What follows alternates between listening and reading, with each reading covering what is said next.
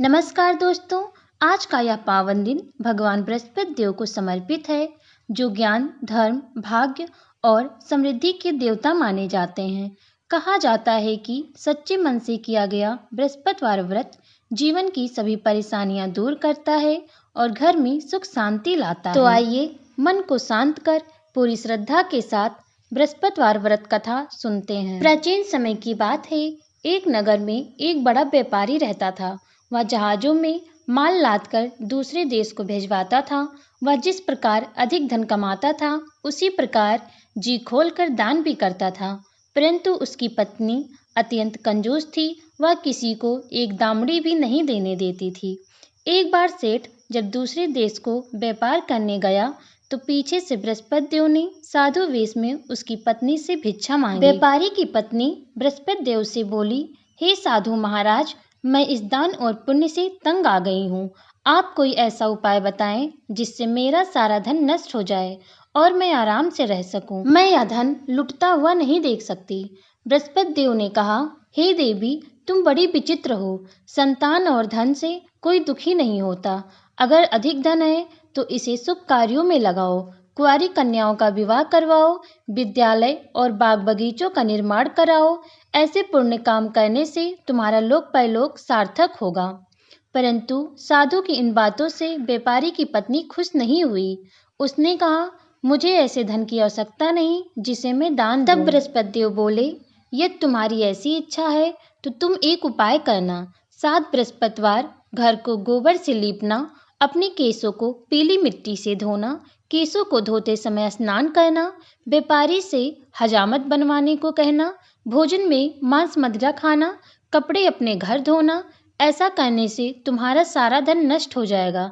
इतना कहकर बृहस्पति देव अंतर्ध्यान हो गए। व्यापारी की पत्नी ने बृहस्पति देव के कहे अनुसार 7 बृहस्पतिवार वैसा ही करने का निश्चय किया। केवल 3 बृहस्पतिवार बीते थे कि उसकी समस्त धन संपत्ति नष्ट हो गई और वह परलोक सिधार गई। जब व्यापारी वापस आया तो उसने देखा कि उसका सब कुछ नष्ट हो चुका है। उस व्यापारी ने अपनी पुत्री को संतावना दी और दूसरे नगर में जाकर बस गया। वह जंगल से लकड़ी काट कर लाता और शहर में बेचता। इस तरह वह अपना जीवन व्यतीत करने लगा। एक दिन उसकी पुत्री ने दही खाने की इच्छा प्रकट की, लेकिन व्यापारी के पास दही खरीदने के पैसे नहीं थे। वह अपनी पुत्री को अवशासन देकर जंगल में लकड़ी काटने चला गया। वहां एक वृक्ष के नीचे बैठकर अपनी पूर्व दशा पर विचार करके रोने लगा। उस दिन बृहस्पतिवार था। तभी वहां बृहस्पति देव साधु के रूप में सेठ के पास आए और बोले, हे मनुष्य, तू इस जंगल में किस चिंता में बैठा है? तब व्यापारी बोला, हे महाराज, आप सब कुछ जानते हैं। इतना कहकर व्यापारी अपनी कहानी सुनाकर रो पड़ा। बृहस्पति देव बोले, देखो बेटा, तुम्हारी पत्नी ने बृहस्पति देव का अपमान किया था, इसी कारण तुम्हारा यह हाल हुआ है। लेकिन अब तुम किसी प्रकार की चिंता मत करो। तुम गुरुवार के दिन बृहस्पति देव का पाठ करो। 2 पैसे के चने और गुड़ को लेकर जल के लोटे में शक्कर डालकर वह अमृत और प्रसाद अपने परिवार के सदस्यों और कथा सुनने वालों में बांट दो। स्वयं भी प्रसाद और चरणामृत लो। भगवान तुम्हारा अवश्य कल्याण करेंगे। साधु की बात सुनकर व्यापारी बोला, महाराज, मुझे तो इतना भी पैसा नहीं मिलता कि मैं अपनी पुत्री के लिए दही ला सकूं। इस पर साधु जी बोले, तुम लकड़ियां शहर में बेचने जाना। तुम्हें लकड़ियों के दाम पहले से चौगुना मिलेंगे, जिससे तुम्हारे सारे कार्य सिद्ध हो जाएंगे। लकड़हारे ने लकड़ियां काटी और शहर में बेचने के लिए चल पड़ा। उसकी लकड़ियां अच्छे दाम में बिक गईं, जिससे उसने अपनी पुत्री के लिए दही लाया और गुरुवार की कथा हेतु चना गुड़ लेकर कथा की और प्रसाद बांटकर स्वयं भी खाया। उसी दिन से उसकी सभी कठिनाइयां दूर होने लगी। परंतु अगले बृहस्पतिवार को वह कथा करना भूल गया। अगले दिन वहां के राजा ने एक बड़े यज्ञ का आयोजन कर पूरे नगर के लोगों के लिए भोजन का आयोजन किया। राजा की आज्ञा अनुसार पूरा नगर राजा के महल में भोज करने गया, लेकिन व्यापारी व उसकी पुत्री तनिक विलंब से पहुंचे। अतः उन दोनों को राजा ने महल में ले जाकर भोजन कराया। जब वे दोनों लौट कर आए तब रानी ने देखा कि उसका खूंटी पर टंगा हार गायब है। रानी को व्यापारी और उसकी पुत्री पर संदेह हुआ कि उसका हार उन दोनों ने चुराया है। राजा की आज्ञा से उन दोनों को कारावास की कोठरी में कैद करवा दिया गया। कैद में पड़कर दोनों अत्यंत दुखी हुए। वहां उन्होंने बृहस्पति देवता का स्मरण किया। बृहस्पति देव प्रकट होकर व्यापारी को उसकी भूल का आभास कराया और उन्हें सलाह दी कि गुरुवार के दिन कैदखाने के दरवाजे पर तुम्हें 2 पैसे मिलेंगे। उनसे तुम चना और मुनक्का मंगवाकर विधि पूर्वक बृहस्पति देवता का पूजन करना। तुम्हारे सब दुख दूर हो जाएंगे। बृहस्पतिवार को कैदखाने के द्वार पर उन्हें 2 पैसे मिले। बाहर सड़क पर एक स्त्री जा रही थी। व्यापारी ने उसे बुलाकर गुड़ और चने लाने को कहा। इस पर वह स्त्री बोली, मैं अपनी बहू के लिए गहने लेने जा रही हूँ, मेरे पास समय नहीं है। इतना कहकर वह चली गई। थोड़ी देर बाद वहां से एक और स्त्री निकली। व्यापारी ने उसे बुलाकर कहा, हे बहन, मुझे बृहस्पतिवार की कथा करनी है, तुम मुझे 2 पैसे का गुड़ चना ला दो। बृहस्पति देव का नाम सुनकर वह स्त्री बोली, भाई, मैं तुम्हें गुड़ और चना अभी लाकर देती हूँ। मेरा इकलौता पुत्र मर गया है, मैं उसके लिए कफन लेने जा रही थी, लेकिन मैं पहले तुम्हारा काम करूंगी, इसके बाद अपने पुत्र के लिए कफन लाऊंगी। वह स्त्री बाजार से व्यापारी के लिए गुड़ चना ले आई और स्वयं भी बृहस्पति देव की कथा सुनी। कथा के समाप्त होने पर स्त्री कफन लेकर अपने घर गई।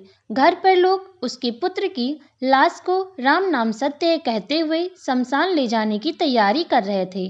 स्त्री बोली, मुझे अपने लड़के का मुख देख लेने दो। अपने पुत्र का मुख देखकर उस स्त्री ने उसके मुंह में प्रसाद और चरणामृत डाला। प्रसाद और चरणामृत के प्रभाव से वह पुनः जीवित हो गया।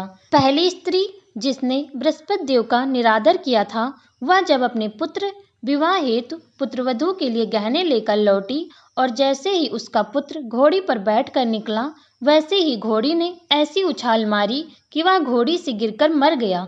वह देख स्त्री रो रकर बृहस्पति देव से क्षमा याचना करने लगी। उस स्त्री की याचना से बृहस्पति देव साधु वेश में वहां आकर पहुंचे और कहने लगे, देवी, तुम्हें अधिक विलाप करने की आवश्यकता नहीं है। यह बृहस्पति देव का अनादर करने के कारण हुआ है। तुम वापस जाकर मेरे भक्त से क्षमा मांगकर कथा सुनो, तभी तुम्हारी मनोकामना पूर्ण होगी। जेल में जाकर उस स्त्री ने व्यापारी से माफी मांगी और कथा सुनी। कथा के उपरांत वह प्रसाद और चरणामृत लेकर अपने घर वापस गई। घर आकर उसने चरणामृत अपने मृत पुत्र के मुख में डाला। चरणामृत के प्रभाव से उसका पुत्र जीवित हो उठा। उसी रात बृहस्पति देव राजा के स्वप्न में आए और बोले, हे राजन, तूने जिस व्यापारी और उसके पुत्री को जेल में कैद कर रखा है, वह बिल्कुल निर्दोष है। तुम्हारी रानी का हार वहीं खूंटी पर टंगा है। दिन निकला तो राजा रानी ने हार खूंटी पर लटका हुआ देखा। राजा ने उस व्यापारी और उसकी पुत्री को रिहा कर दिया और उन्हें आधा राज्य देकर उसकी पुत्री का विवाह उच्च कुल में करवाकर दहेज में हीरे जवाहरात दिए। इस प्रकार आज हमने बृहस्पतिवार की व्रत की पावन कथा सुनी।